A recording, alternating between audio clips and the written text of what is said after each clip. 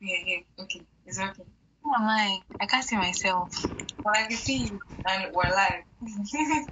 Actually, I can't see myself at all. but you can see me. Yeah, I can see you. Oh, good. I'll screen record this. Hi, Uchenna. Strange. Oh, I record. I can see you, so just behave. I'm coming. I'm live on Facebook. Someone really is on my Facebook, so wait, I'll just leave you on. Hey, Christina. Okay. Hello. We have 1 minute. 1 minute.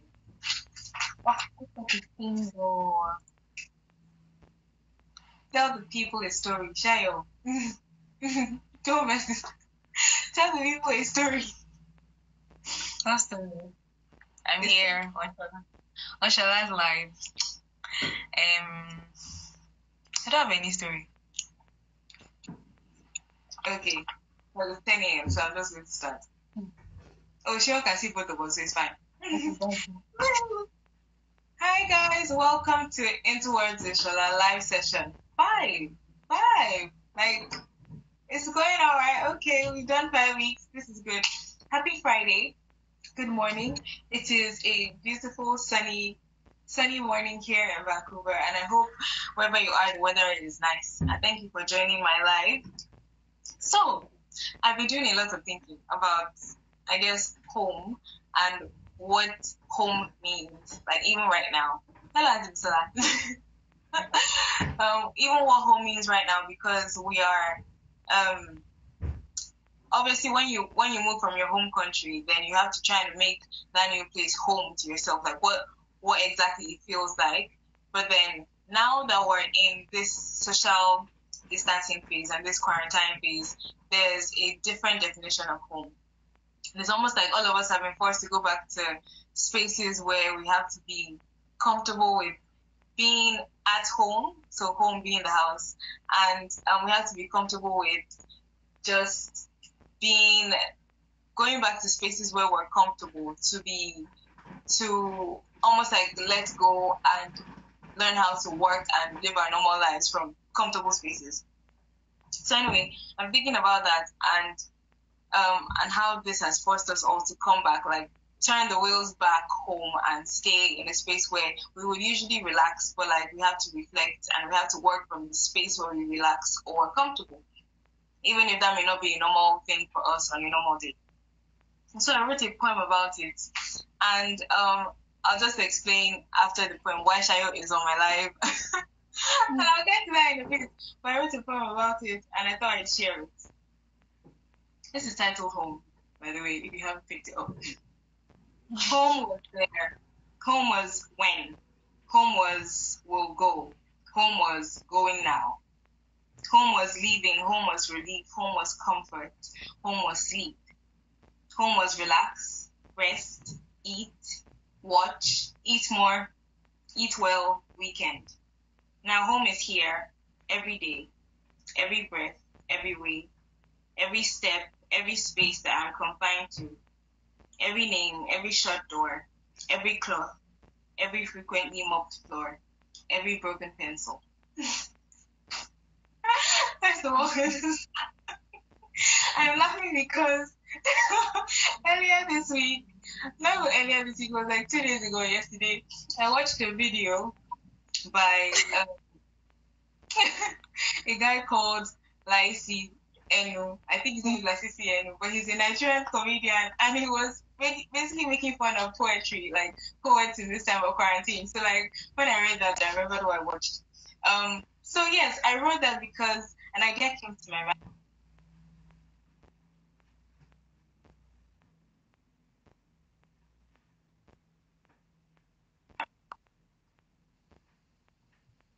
So are you still there? I'm here. Sorry, I was reconnected. I'm here. I start telling people, like showing people how other people that I know are spending the social distancing phase. Like, what if they're sharing their, I guess, isolation stories with me and on this live, just for other people to see. I know how everybody is getting along in this week, because I know that for some people it's hard. And so this is hashtag isolation stories, hashtag very crucial, but this is isolation stories. And the first guest on this new development on Interwords Live Sessions 5 is Shayo. This is my twin sister, Kitty Shayo. I'm going to get her to introduce herself in a bit, but actually, let's start with that. Who are you? Hello, my name is Shayo, Shola's sister. And Shayo's sister as well. Shayo's in the comment section. Is this point where I say what I do? Who are you? Like, okay, yeah, so who is Shayo? What does Shayo like? What does Shayo do? Shayo likes a lot of things. I'll start with what I do first, because that's like a simpler question. I am currently studying my MA at UBC. I'm studying critical curatorial studies, and if you don't know what that means, is basically art history. Shayo likes the color blue. I like eating. I like water. I like going to the beach, not necessarily to always swim in it, but to put my leg in the water and just to like look around. I like being surrounded by trees and stuff like that. Yeah, that's me. What do you think of home? Like, how would you describe home? Two things actually. How you describe home now? I mean, before, how would you describe home? And now, how would you describe home? Like, now that we're in quarantine. I think I would describe them in the same way. So home is two things for me. Home is where I was born, so Nigeria, where I grew up, because most of my personal memories were shaped there. But home is also wherever I live and the community that I find myself around. And I realize that personally for me, if I don't make the place that I'm in home, I won't take as much advantage of the opportunities that I have. And so, like, home is those two things. And it became those two things for me when I turned 17. So it's been a while. Oh, not a while, 3 years, 4 years. But yeah, now that's how I see home. But it's changed in the sense that, obviously now I can't physically see people. I can't I love going out. I can't just walk out to a restaurant. I can't just casually walk to someone's house or take a bus to someone's house. But also, like, we now talk online. But I was used to talking to my family online, even before quarantine. So it's just this weird, it's changed, but it's not really changed. But home is those two things to me anyway. So, yeah. I remember the Nick Jonas song this morning, from Ferdinand, when Nick Jonas sang the song basically from Ferdinand. And he goes, home is where your heart is, and home is where it makes you happy, basically, in the song. And I was thinking about it, and I was like, is that, when I say like that, that's what I would describe as home. Like, home is what makes me happy. Not necessarily, but with the whole saying of home is where your heart is, I can understand, especially if you're someone who has moved away from where you grew up, like what you know as home. Because normally how I would describe home is Nigeria, like growing up in Nigeria is my home. And every other place that I would have been to or have lived outside of Nigeria would be not home, basically. So, yeah, it's almost like that's like a constant. I don't know. I somehow expected that it might have changed for some people. Maybe not for you, but maybe for some people, the definition of home might have changed slightly. yeah. But yeah, so, before we start getting into your work and why you're actually here and your isolation story, even if you're not isolated. Anyway, let's play some kind of game. Not really a game. I'll ask you a question. Okay. If you were to be a kitchen utensil, what will you be? Like, if they said pick one that you have to become, what will you be? I always used to say knife, but we're going to change. No, it's not knife. But change it. I would be a spatula. Maybe because I've been eating pancakes recently. Not that I didn't used to eat it before. I used to eat it before, but I now eat it more. But that's not the point. With such, you can flip, you can press, you can scoop, not really scoop, but carry a reasonable amount of food, of whatever it is, right? So yeah, I would be the spatula. Yeah. Okay. I'll think of it. Sorry, just an aside. Shame for Facebook, I had to stop it because no one is no one was on it. That's one. And two, they can't. I don't know if they can hear Shayo. I'll start it again though, but I don't know if anybody will be able to hear Shayo. And he might have to refresh his. Hold on. Manning two things. Let's see. Okay. I'll just carry on. Hi Tanga. Okay, so spatula. To scoop things, to put things, to like throw things to the side. First things, you know? But like if you were spatula, you were supposed to like that means there's some things that you won't be able to do. Like you won't be able to drink water if you're a spatula because you have holes. Some of them have holes. I'm very comfortable, you know? I'm very comfortable with that.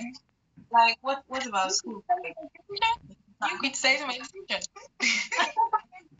Well, I'm only here to like review your answers. See what you say.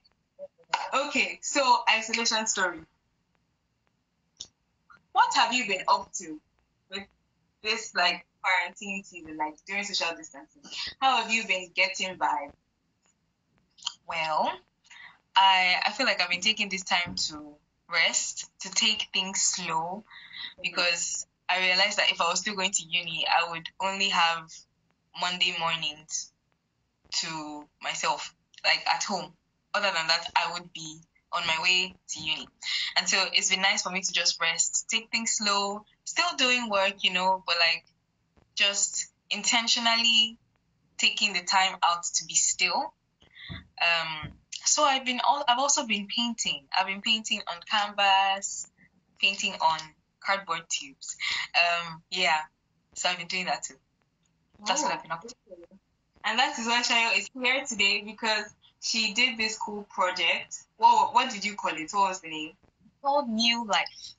New Life.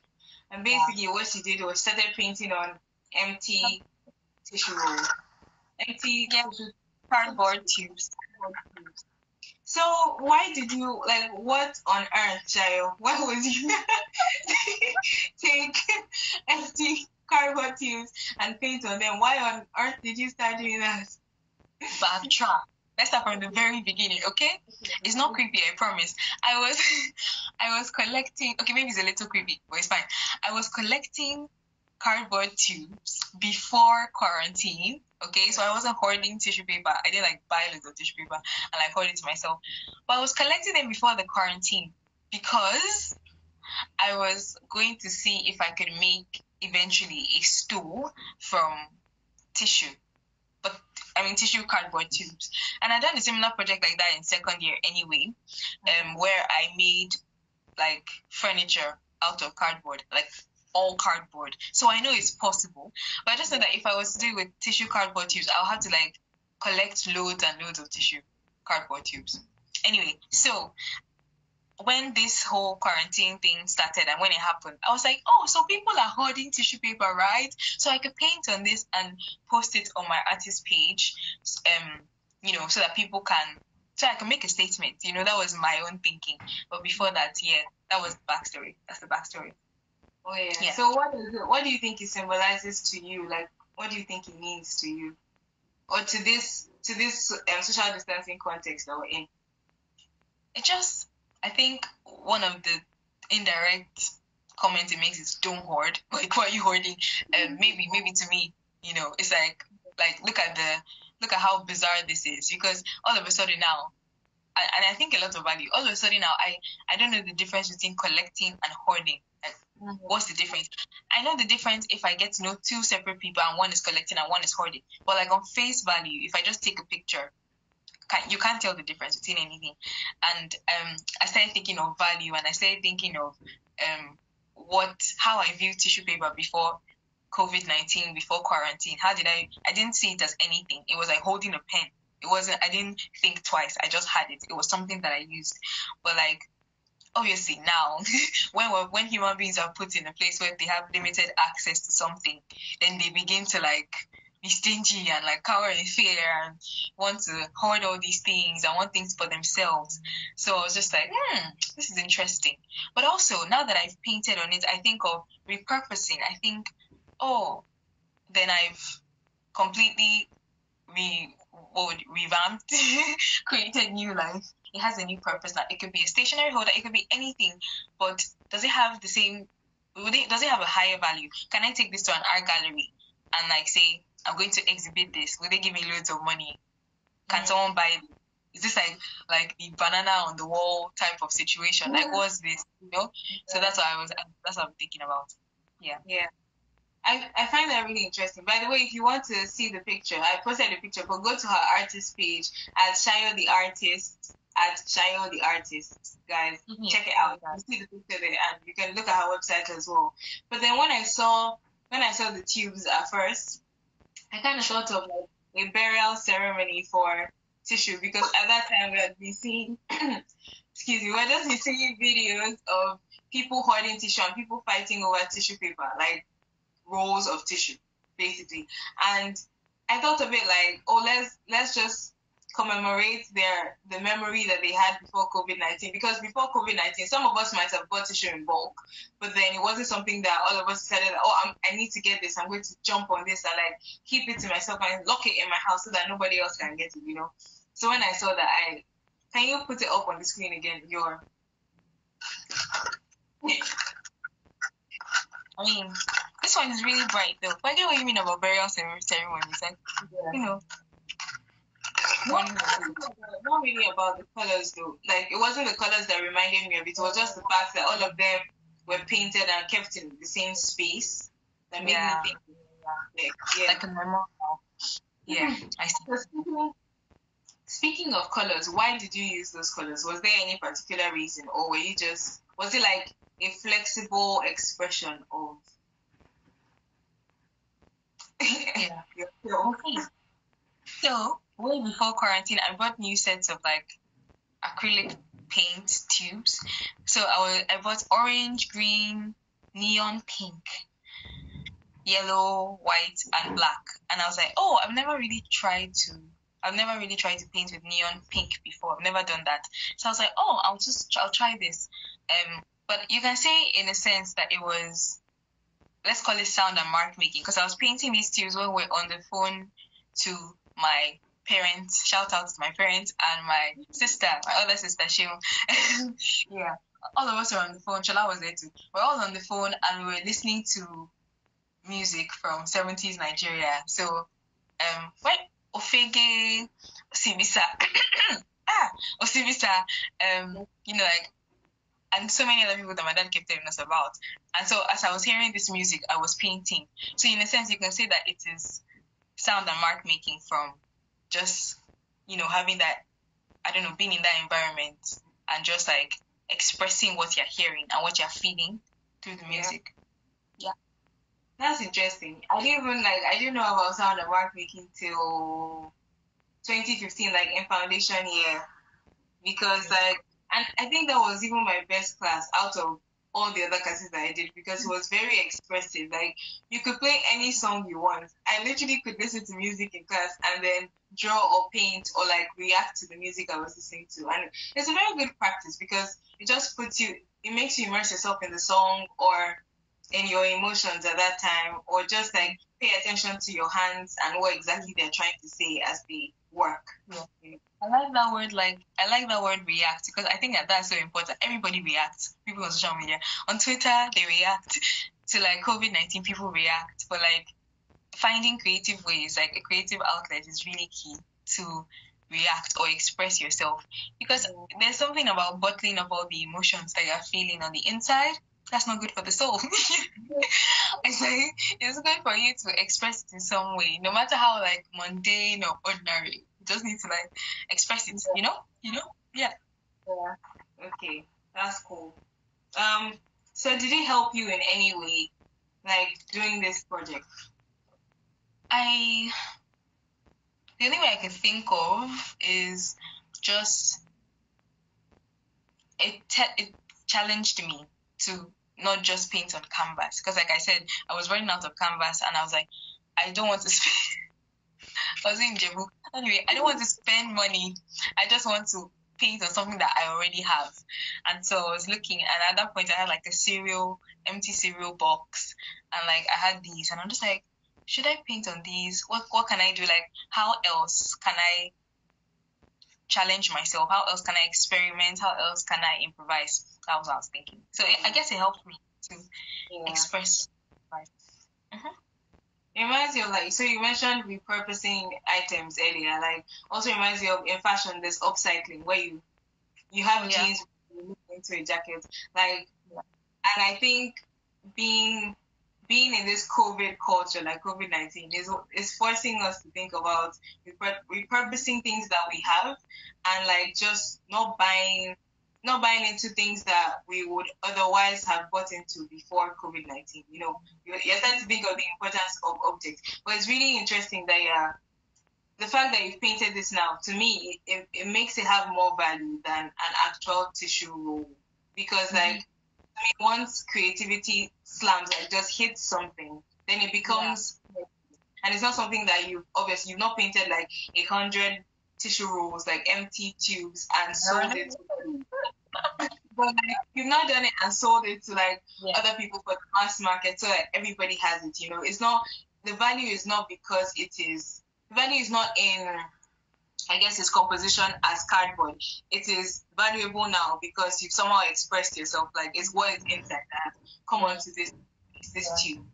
And so I find that really interesting, and it's very ironic as well that cardboard has now become this piece that is now, and it's not really, it's not jewelry. It's not like it was a precious stone. It's just cardboard, but like with meaning. And it's funny because we attach value to anything. Well, it depends on wherever we look at it. For example, our popular culture will attach value to anything that popular culture, like anything that a group of people will find pleasing, will find whatever, it will have higher value, not in the sense of price, but maybe in the sense of, you know, people constantly going, like fast fashion, right? Fast fashion is it expensive? It's not like Versace or like all those big brands, but people are investing in it, right?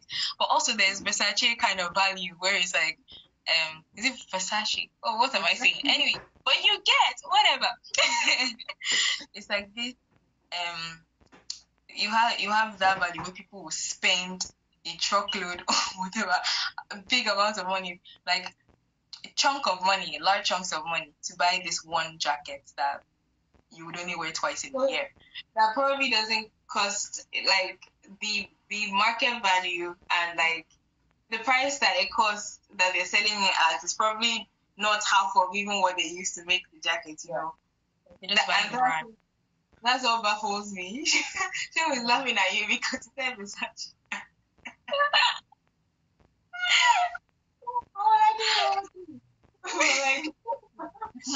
But it's so true. Like, it just flips everything on its head. You know, you're like, what is life?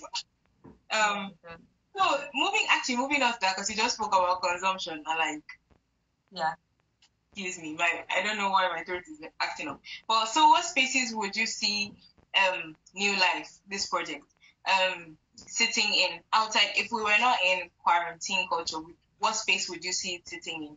And do you think, first of all, do you think it will have ever existed if we're not in COVID-19? Do you think it will be as valued if we're not in COVID-19? Like, what space will it sit? I don't know. Maybe it will have been valued for something else. I don't know. But if we're not in quarantine, where do I see this? I only think in the realms of the art gallery, right? So I see myself having a conversation in the art gallery, and that's fitting. Like, that's like the best place to have a conversation about anything that society is going through. But I don't know where else outside the art gallery that I'll see this sitting in. Just because I don't know how industries or sectors are set up to allow for that conversation to happen. I only know that the art gallery is designed that way, to have those kind of conversations about, that. But Maybe I see it sitting in people's houses, people's rooms. Like, once you repurpose this, you can make like a nice resin thing, coating this thing, and make it into like some kind of holder for something, and then it could be decoration. But other than that, I don't know. Do you see it sitting anywhere? Do you think? I thought of like the art gallery space, and I think designers also might like see it and be like want to write papers about the idea and the concept of having like repurposing and just this concept of value, like what is value, what is valuable. That's why I see art, and as a designer, that's what I'm thinking in the space of. So Yes. those are probably the only two spaces I see sitting in. But you never know. Someone might do like a music project and want to like use that as an entry point. Yeah. Or it could be an instrument. I never thought of that before. Yes, it could like you could report you could repurpose it into an instrument. Yeah. So that's like physical context. What theoretical context do you see it sitting in? Again, like if you go back to value, what is high art? What is low art? What makes an artwork valuable? Because now that I've painted on it, let's call it an artwork, right? Is it like the banana on the wall, like I mentioned earlier? What makes the banana on the wall with duct tape valuable? Is it the fact that it's the artist, or it's a banana, or it has duct tape on it? Or there are many people who can see it, like what makes it valuable? And people for the longest time have had that debate on, what is high art? Should high art be a painting, like Leonardo da Vinci's painting? And what is any other kind of art? I don't know. So I think, I just see it in that kind of context of value, of,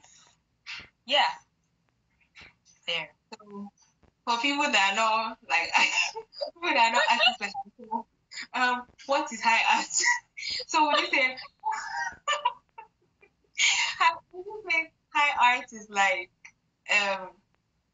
for instance, you said Leonardo da Vinci, like his work, he's like a renowned artist, and like people know him as it's supposed to be subjective, whatever high art is and low art is. But the great Western men before us in their time, the great Western men, they defined what high art is, and it is the likes of Michelangelo, it's the likes of all the great giants, all of them. They will call that high art, and they will call anything like Marcel Duchamp. He would use color ready-made. He can take a laptop and put it in an art exhibition and just sign his name, and that's his own artwork. They'll say that that's not high art because he didn't do anything. He just put that object into that space. Full stop.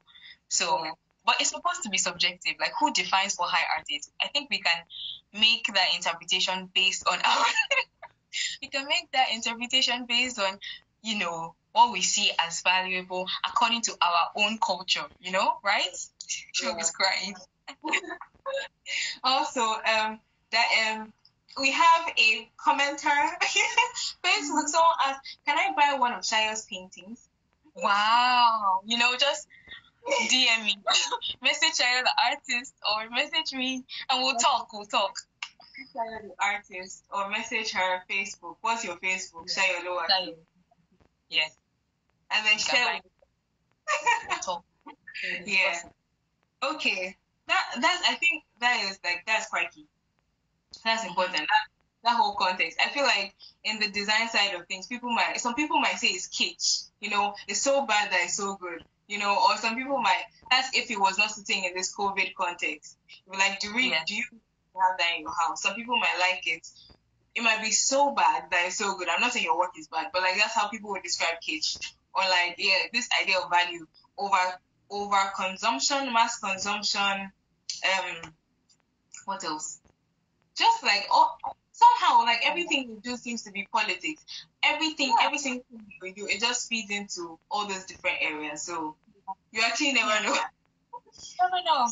The world is changing every day. Yeah. That's cool. Well, it's almost time for us to go. We have 2 minutes to 10:30. But this was a very nice conversation, and I hope like the people on my live, if you're on Facebook or on Instagram, tell your friends to tell your friends. They are friends, I mean. join me next week because I now enjoy talking to people more. So I'm going to try and keep bringing people on here, asking them if they want to talk to me and if they want to just chat about things that they've been doing and just how life has been going for them in this COVID-19 culture that we're currently in. Before you go, Shayo, can you tell the people here what you've been watching on it? Like, recommend shows. I'm sure people are looking for shows. I attempted watching Korean drama. Beautiful. Yeah. Crash Landing on You is one of the best TV series, like all this that I've ever watched. It is beautiful. Oh, I can't even tell the story. It's just about No, don't say what it's about. okay, fine. Crash Landing on You, and Well Intended Love. Then there's another drama. This is not Korean though, but I watched Chocolate, and then I watched Spencer Confidential. But I spend most of my time watching, Korean drama. Drama Crash Landing on You. I thought it was Into You. And then the Chinese one is Well Intended Love. So yeah, check it out. And Chocolate. I don't know what Chocolate. I've not seen it, but apparently Chocolate is good too. Yes, women supporting women. We love to see you, show. Thank you for your support. Thank you everyone on this. Thanks, Zavania. Thank you, Atumsa. That's it from us. This has been Into One to Sola Live Session 5, the first of its kind, Isolation Stories, and Shayo the Artist has been my first guest for Isolation Stories. So thanks for watching. Hi, Desiree, I can see you on Facebook. Thanks for watching. Peace. Thanks, Shayo, for joining. Bye.